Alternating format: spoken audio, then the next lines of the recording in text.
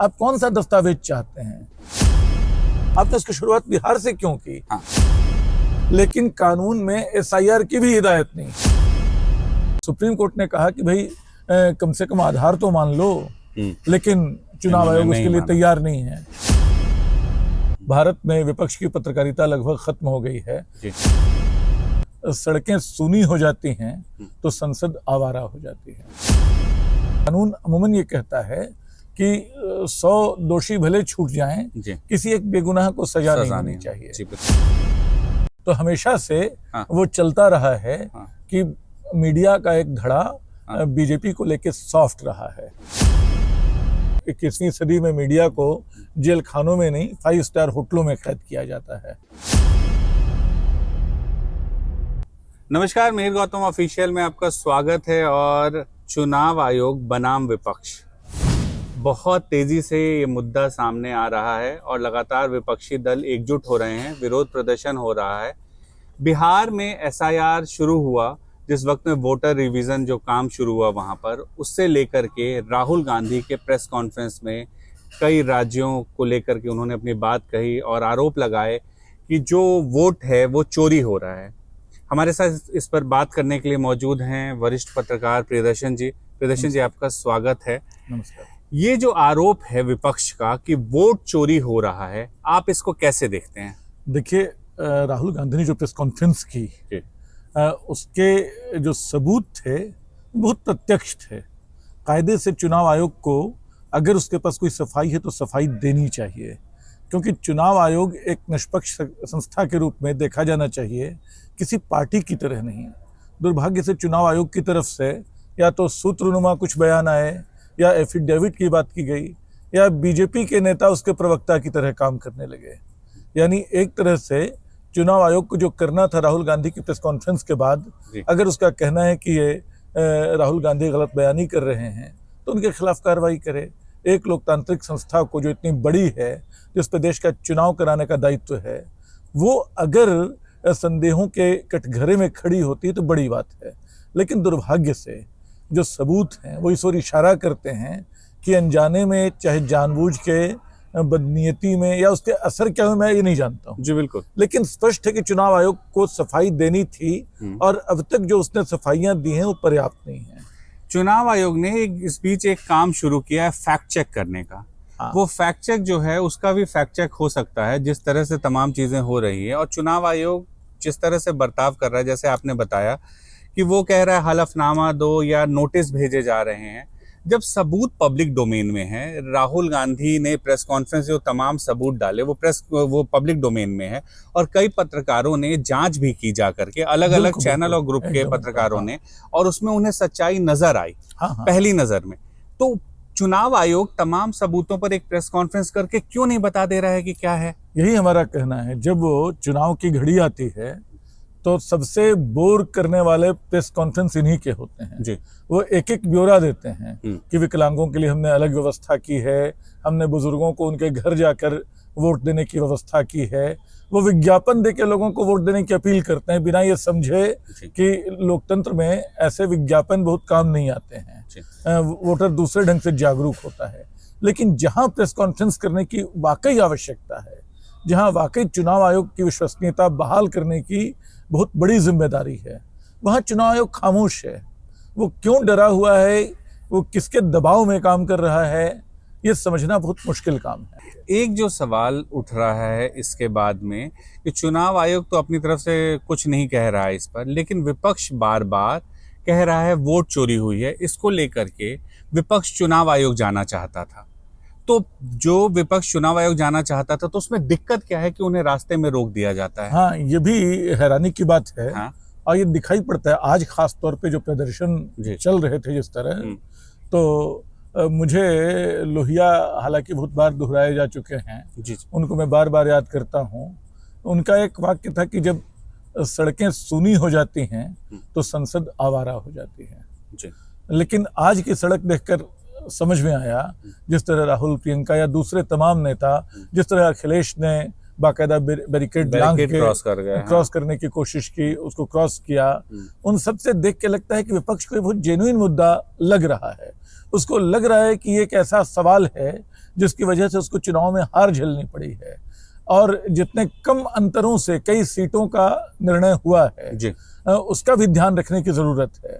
तो ऐसे जो घपले उसकी निगाह में हैं उसके लिए बहुत जरूरी हैं, और उन तमाम लोगों के लिए, अच्छा सिर्फ वोट चोरी का मामला नहीं है, वोटरों को छीनने का भी मामला है। अच्छा। बिहार का जो SIR है उसको महाराष्ट्र और कर्नाटक की प्रक्रिया से अलग नहीं देख सकते हैं। बिहार के SIR में आप उन सारे दस्तावेजों को अमान्य करार दे रहे हैं जिसके बूते इस देश का आम खास हर आदमी अपनी पहचान कराता है। हम लोग पासपोर्ट लेके नहीं घूमते हैं, हम आधार कार्ड लेके घूमते हैं। हाँ। गरीब आदमी के घर में राशन कार्ड होता है। इस देश में जो राजनीतिक बराबरी है उसका प्रमाण उसका वोटर कार्ड है। आप इन तीनों को ही मान्यता नहीं दे रहे हैं। आप कौन सा दस्तावेज चाहते हैं? आप चाहते हैं कि मकान क्या मकान मिल्कियत के दस्तावेज हों, आप चाहते हैं कि पासपोर्ट हो, वो सारी चीज़ें जो कमज़ोर लोगों के पास अमूमन नहीं होती हैं। तो जो 65 लाख लोग और कम से कम 35 लाख लोग ऐसे जो काटे जा रहे हैं बिहार में, जिसको लेके सुप्रीम कोर्ट ने कहा कि भाई कम से कम आधार तो मान लो, लेकिन चुनाव आयोग उसके लिए तैयार नहीं है। जो 35 लाख वोट काटे गए जा रहे हैं उनकी सूची अलग से प्रकाशित करने की बात ADR ने की, उसको भी आपने मना कर दिया कि ना ऐसा कोई नियम नहीं है। अच्छा। बल्कि चुनाव आयोग की जो पहली दलील, जो बिल्कुल पहली सुनवाई थी, उसमें दलील उसकी बड़ी अजीब थी। उन्होंने ADR पे ही सवाल खड़ा कर दिया कि ऐसी संस्था है जिसको पहले भी सुप्रीम कोर्ट की फटकार मिली है, और सुप्रीम कोर्ट ने तब कहा चुनाव आयोग के वकील को कि आप अपनी सबसे अच्छी दलीलें पेश नहीं कर रहे हैं।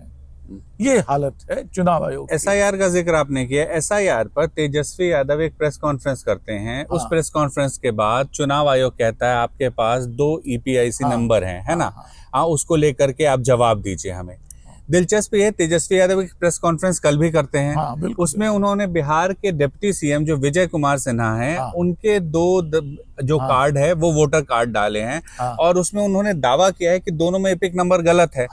लेकिन कल के बाद चुनाव आयोग में चुप्पी है। विजय कुमार सिन्हा ने अपनी दलील दी आकर के, नहीं साहब हमारा 2 वोटर ID कार्ड था। लेकिन चुनाव आयोग ने यहाँ तो नहीं जवाब मांगा भेज करके। बिल्कुल नहीं, मैंने कहीं पढ़ा, मैं आश्वस्त नहीं हूँ कि शायद उनको भी समन किया गया है, लेकिन बड़ी खामोशी से, बड़े चुपके से। नहीं, वेबसाइट पे उन्होंने नहीं समन किया। जैसे तेजस्वी यादव का उन्होंने वेबसाइट पे बकाया, वेबसाइट बोल रहा हूँ मैं, जो उन्होंने जो उनका सोशल मीडिया है वहां पर उन्होंने डाला। तो इस तरह की चीज मुझे नहीं, मेरे नजर में नहीं है। मेरी समझ में आता है कि इस पूरे मामले में चुनाव आयोग ने अपने आप को पार्टी बना लिया है। इसके पीछे व्यक्तिगत अहंकार है या कोई राजनीतिक पक्षधरता, ये तो देखने की बात होगी। लेकिन ये चुनाव आयोग का मौजूदा रुख जो है वो हमारे लोकतंत्र की भावना के तो खिलाफ जा रहा है। 2014 से पहले 2014 में भी जो भारतीय जनता पार्टी है उन्होंने कई बार चुनाव आयोग पर सवाल उठाए। बिल्कुल, है ना? मैं अगर गलत नहीं हूं तो EVM से वोटिंग पर भी बीजेपी के सवाल रहे हैं। सबसे पहले आडवाणी जी ने उठाए थे ये सवाल। बीजेपी हमेशा से कहती रही कि चुनाव आयोग को लेकर। मोदी जी के ट्वीट भी मैंने कल देखा, 2014 का उनका एक ट्वीट में नजर में आया, उसमें भी उन्होंने सवाल उठाए थे चुनाव आयोग पर। तो बीजेपी आज भले सत्ता में है, अगर चुनाव आयोग पर विपक्ष सवाल उठा रहा है तो कायदे से उसकी जांच की मांग की जगह पर बीजेपी एक पार्टी की तरह क्यों सामने आकर के इसका बचाव कर रही है कि नहीं ये गलत नहीं है? असली बात ये है कि बीजेपी उसका बचाव कर रही है, उसको उसमें गलती नहीं दिख रही है। ये कमाल है, जबकि कभी ये आरोप वही लगाया करती थी।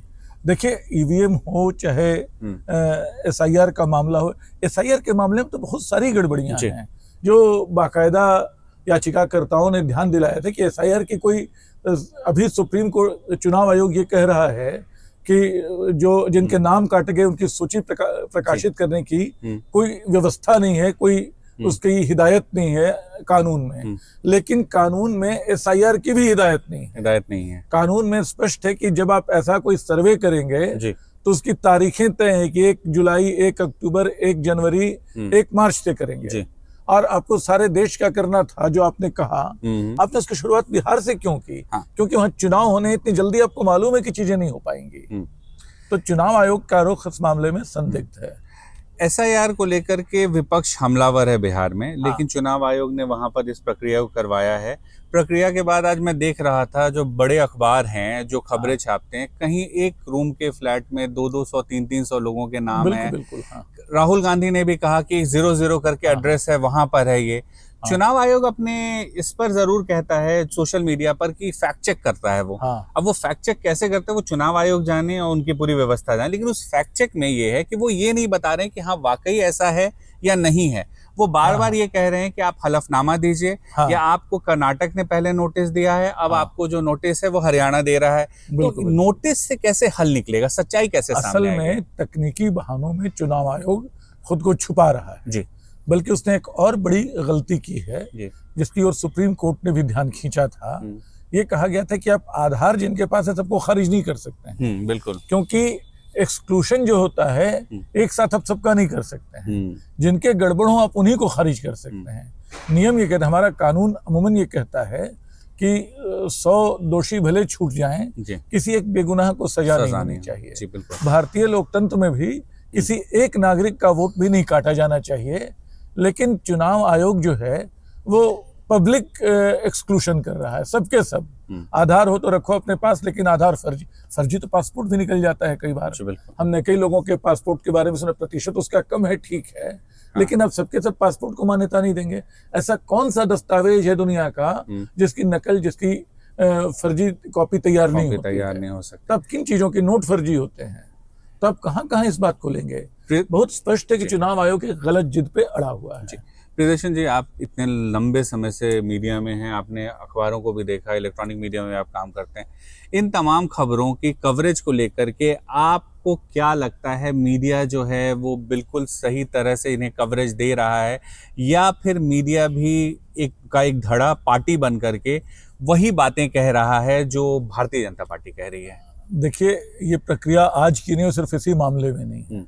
आप ध्यान देंगे तो पिछले 2-3 दशकों से जी, मैं तो बोल रहा हूँ बिल्कुल राम मंदिर आंदोलन के समय से ही, आपको याद होगा जब गुंबद पे चढ़े थे लोग और मुलायम सिंह सरकार ने गोली चलवाई थी, तो 2 से लेके 200 तक मारे जाने वालों की तादाद बता दी गई थी। अच्छा, तो हमेशा से वो चलता रहा है कि मीडिया का एक धड़ा बीजेपी को लेके सॉफ्ट रहा है, और जिन मुद्दों को उसको लगता है कि ये बीजेपी को रास आएंगे या बीजेपी के खिलाफ जाएंगे, उस पर अपना रुख उसी ढंग से लेता रहा है। इस चुनाव आयोग वाले मामले में भी बहुत कम अखबार हैं। जैसे मैं एक्सप्रेस में देखता हूँ, एसआईआर को लेकर लगातार उसने रिपोर्ट की कि कैसे आम लोगों को परेशानी हो रही है। भास्कर भी रिपोर्ट कर रहा है, भास्कर भी रिपोर्ट देख रहा था। लेकिन ज्यादातर जगहों पे मीडिया या तो खामोश है, राहुल गांधी की प्रेस कॉन्फ्रेंस कई अखबारों में दूसरे तीसरे पन्ने पे ली गई, या वो चुनाव आयोग के खामोश बचाव में जुटा हुआ है। ये दुर्भाग्य। आपको ये लगता है कि जो YouTube पर जो लोग हैं, जो पत्रकार हैं, जो कभी पार्ट हुआ करते हैं इलेक्ट्रॉनिक मीडिया या प्रिंट मीडिया का, लेकिन वो आज YouTube पर कर रहे हैं, क्या आपको लगता है इस मुद्दे को ज्यादा बेहतर तरीके से वो उठा पाए हैं इस मुद्दे को? निश्चित तौर पे पिछले 10 वर्षों में जो विपक्ष की पत्रकारिता है वो यूट्यूबर ही कर रहे हैं। भारत में विपक्ष की पत्रकारिता लगभग खत्म हो गई है। कायदे से पत्रकारिता को हमेशा विपक्ष में होना चाहिए था। वो चौथा खंबा माना जाता था, इसीलिए कि 3 खंबों से अलग था, लेकिन वो 3 खंबों के साथ मिल गया है। और यूट्यूबर हैं, उनकी अपनी सीमाएं हैं, उनके अपने अतिरेक भी, मैं ये भी मानता हूँ। कई बार लगता है कि उनके भी हाथ थामने की जरूरत है। लेकिन इसके बावजूद जो भारत में विपक्ष का रोल है, वो इस मामले में भी यूट्यूबर और यूट्यूब पे स्वतंत्र ढंग से काम करने वाले पत्रकारों ने ज्यादा बेहतर, ज्यादा सटीक और ज्यादा प्रामाणिक ढंग से उठाया है। मैंने इस बार देखा, मैं बिहार में था और मैंने देखा कि कई युवा लड़के, वो लोग, उनके भले चैनल्स को बहुत ज्यादा व्यूज नहीं हो, लेकिन वो बड़ा खुल करके फील्ड में जाकर के बात करते हैं और वो रिपोर्ट कर रहे हैं फील्ड में जाकर के, और यंग हैं, 25 साल 26 साल के लड़के हैं, और बिना किसी डर के वो रिपोर्टिंग कर रहे हैं वहां पर रह करके। असल में देखिए, मेरी एक बहुत पुरानी मान्यता है कि सच अंततः अपना रास्ता बना ही लेता है, देर सवेर उसमें समय लगता है। तो ये हमेशा से मीडिया को दबाने की कोशिश या जो मीडिया को अपने साथ जोड़ने की कोशिश, किसी ने कहा था कि 21वीं सदी में मीडिया को जेल खानों में नहीं 5 स्टार होटलों में कैद किया जाता है। तो ये जो सब कोशिशें हो रही हैं, जी। इसके समानांतर सच जो है चुपचाप फुसफुसाहट से, छोटी छोटी आवाजों से, मतलब जर्मनी में एक दौर में जी। विस्परिंग जोक्स चला करते थे, जी। फुसफुसाते हुए चुटकुले हिटलर के समय, जी। क्योंकि सच तो बोलना था, हाँ। वो फैक्ट सामने रखने थे। जी। तो अब यूट्यूबर्स के मार्फत, चूंकि एक मोबाइल साथ में है, कई बार वो गड़बड़ियां भी उससे हो रही बिल्कुल, हैं, बिल्कुल। लेकिन वो सच का बयान करने में जो बेताबी, जो बेचैनी है, उसको वो रख रहे हैं। जैसे एक बार फिर बिहार पे लौटते हैं, एसआईआर को लेकर के विपक्ष वहां पर, क्या आपको लगता है कि चुनाव के बहिष्कार के फैसले की तरफ भी बढ़ सकता है? चुनाव का बहिष्कार तो नहीं करना चाहिए, मुझे लगता है तेजस्वी यादव ने से असल में तेजस्वी यादव के मुंह में बात डाली गई थी। जी जी। किसी ने उससे पूछा कि आप चुनाव का बहिष्कार की भी सोचेंगे, तो उसने कहा सोच सकते हैं। अपनी ओर से मुझे याद नहीं आता है कि तेजस्वी यादव या किसी नेता ने चुनाव के बहिष्कार की बात सीधे सीधे कही हो। अच्छा। वो बहिष्कार ठीक है भी नहीं। ये सच है कि अंततः चूंकि हम संसदीय लोकतंत्र का हिस्सा हैं और उसके तमाम बुराइयों के बावजूद अंततः जनता का मत ही मैटर करता है। और मुझे ये भी लगता है कि सर को लेकर जो आक्रोश पैदा हुआ होगा बिहार में, जिन लोगों को मशक्कत करनी होगी एक एक कागज जुटाने में, वो लोग अंततः सरकार बदलने के फैसले पे विचार कर सकते हैं। हो सकता है कि इस पूरे हंगामे का फायदा, मतलब आप कुछ वोट काटेंगे, बहुत सारे वोट जुड़ जाएंगे, लेकिन आरजेडी और कांग्रेस को मिले। एक बड़ा सवाल है, पिछली बार भी जब बिहार में चुनाव हुआ था, आरजेडी और उनके सहयोगी दल मिलाकर के बहुत कम सीटों से बहुमत से बच रहे थे। बिल्कुल बिल्कुल। तो क्या अगर अभी एसआईआर जो हो रहा है, इसके ये करने का बिहार में एक्सपेरिमेंट जो ये किया गया है, क्या इसके बाद विपक्ष को नुकसान हो सकता है बिहार में, या फिर फायदा हो जाएगा उल्टा? नहीं, मैंने वही कहा कि कुछ वोट उसके कट सकते हैं जो काटने की कोशिश है। लेकिन बहुत सारे वो वोट जो इन वर्षों के दौरान चले गए थे, जो जिसको हम खासतौर पे पिछड़ा वोट बोलते हैं, जो ओबीसी वोट हैं, जो बड़े निर्णायक ढंग से बीजेपी की तरफ चले गए थे, हो सकता है उसमें एक बड़ा हिस्सा बीजेपी के से वो इधर लौटे भी। तो मैं इसको लेके थोड़ा आशावान हूँ। और सड़क की लड़ाई, जनता की लड़ाई इशारा कर रही है कि अगर ये तेज रही तो जनता इस ओर मुड़ेगी, ये दिख रहा है। कई राज्यों में आपने देखा होगा जिस तरह से चल रहा है, जो उष्मा, जो ऊर्जा दिखाई पड़ रही है, जो लोकसभा के नतीजे आए वो दिखाई पड़ रहे हैं कि धीरे धीरे हवा बदल रही है। और एसआईआर शायद उस हवा को ही का रुख मोड़ने की कोशिश भी हो सकता है, लेकिन इस कोशिश में अगर विपक्ष ठीक से लगा रहा तो वो उसे कामयाब नहीं होने देगा। राहुल गांधी विपक्ष का चेहरा बन पा रहे हैं अभी? असल में राहुल गांधी के साथ लव और हेट का ऐसा रिश्ता भारतीय मीडिया और भारतीय मिडिल क्लास का बन गया है कि मैं मानता हूं कि नेता अंततः मुद्दों से बनते हैं। जी बिल्कुल। और कई बार उनकी छवियां बदलती रहती हैं। सफलता बहुत मैटर करती है। 2008 में जब कांग्रेस की सरकार दोबारा बनी थी तो राहुल गांधी को उस जीत का वास्तुकार माना गया था।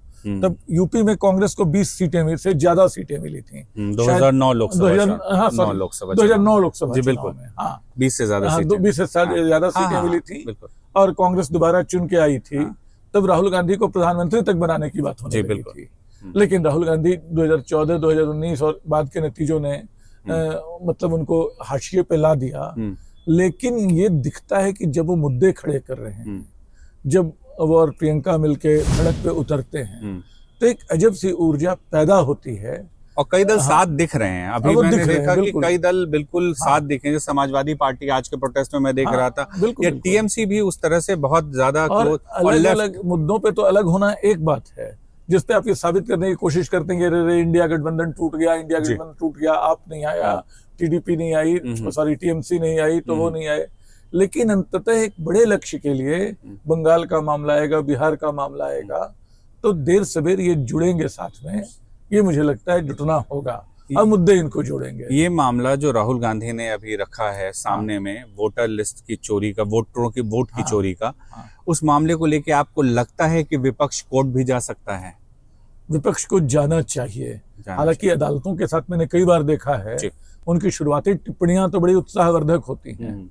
वो ईडी को बहुत फटकार लगाते हैं, वो सीबीआई को बहुत फटकार लगाते हैं, लेकिन पता चलता है कि अंतिम निर्णय देते देते बाजी कुछ और हो गई, तर्क कुछ और हो गए। लेकिन अंततः चूंकि वो भारतीय लोकतंत्र के अलग अलग पाए हैं और उनको हम भरोसा पूरी तरह छोड़ नहीं सकते, इसलिए कोर्ट में जाना, कोर्ट में तो गई है सर को लेकर ये लोग, नहीं एसआईआर को लेकर के नहीं, जो राहुल गांधी ने कर्नाटक वाले उसको लेकर वोट चोरी वाले जो राहुल गांधी कह रहे हैं बिल्कुल उसको लेकर के। तो हमारे साथ वरिष्ठ पत्रकार प्रियदर्शन जी थे, बहुत तजुर्बा है, बहुत अनुभव है और बिल्कुल बेबाक अपनी बात रखते हैं बिना किसी लाग लपेट के। हम इनसे फिर से तमाम मुद्दों पर आगे भी बात करते रहेंगे। प्रियदर्शन जी आपका बहुत बहुत शुक्रिया वक्त देने के लिए। धन्यवाद।